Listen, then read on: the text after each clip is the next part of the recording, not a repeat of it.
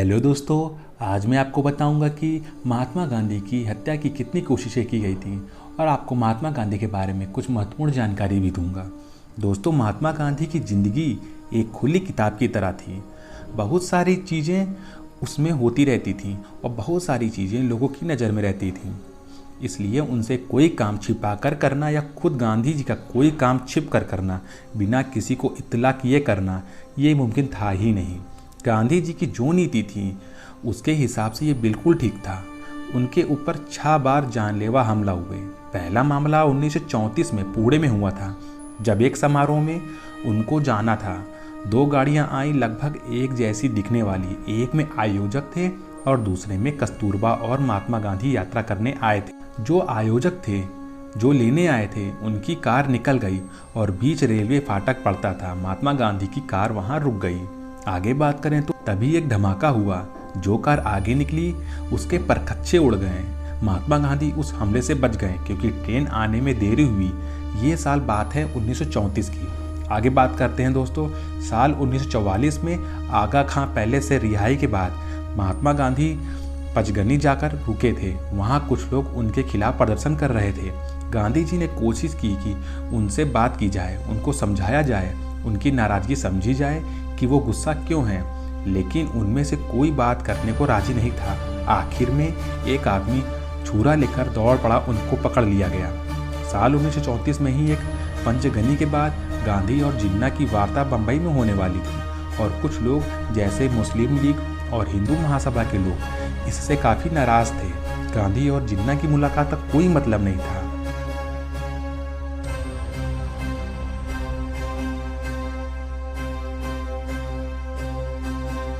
पंचगनी के बाद गांधी और जिन्ना की वार्ता बम्बई में होने वाली थी और कुछ लोग जैसे मुस्लिम लीग और हिंदू महासभा के लोग इससे काफ़ी नाराज़ थे कि गांधी जी और जिन्ना की मुलाकात का कोई मतलब नहीं है और ये मुलाकात नहीं होनी चाहिए।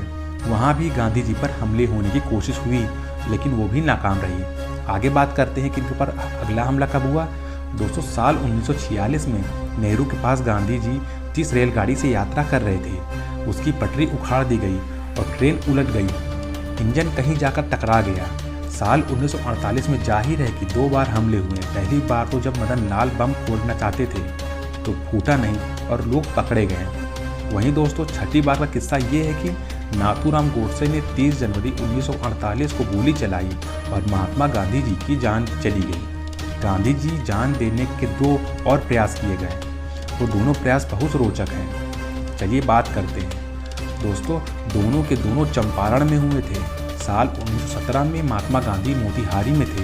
मोतिहारी में सबसे बड़ी नील मिल के मैनेजर इरविन ने गांधी को बातचीत के लिए बुलाया। इरविन मोतिहारी की सभी नील फैक्ट्रियों के मैनेजर के नेता थे। दोस्तों, वहीं बात करें आगे तो इरविन ने सोचा कि जिस आदमी ने उनकी नाक में दम कर रखा है, अगर इस बातचीत के दौरान उन्हें खाने पीने की किसी भी चीज़ में जहर मिला के दे दिया जाए, ऐसा जहर जिसका असर थोड़ी देर बाद होता हो।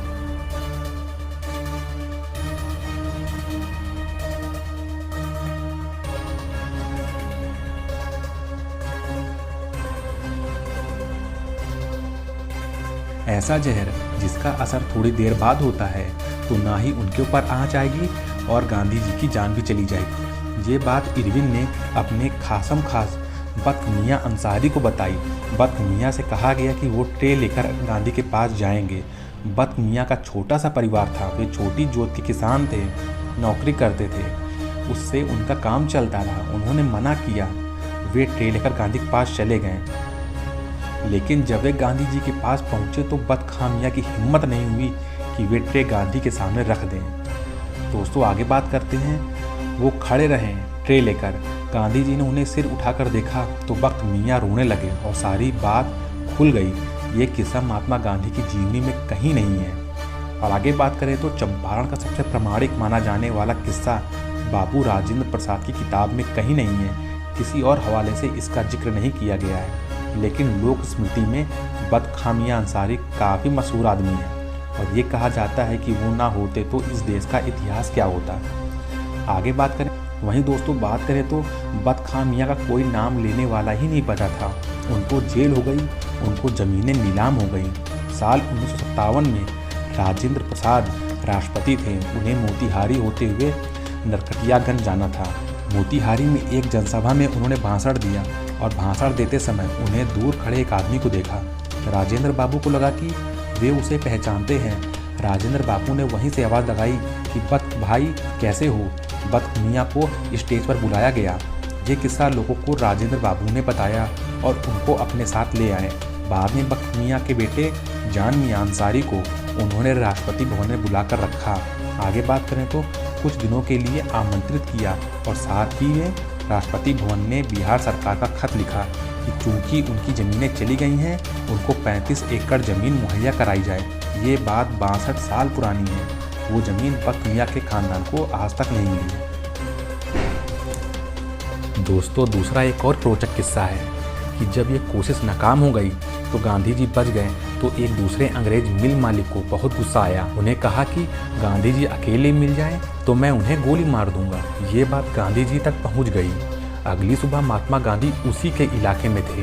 गांधी जी सुबह सुबह उठकर अपनी सोटी लिए हुए उस अंग्रेज की मील कोठी पर पहुंच गए और उन्होंने वहाँ जो चौकीदार था उससे ये भी कहा कि बता दो कि मैं आ गया हूँ, मैं अकेला हूँ, कोठी का दरवाज़ा नहीं खुला है। और वो अंग्रेज बाहर नहीं आए।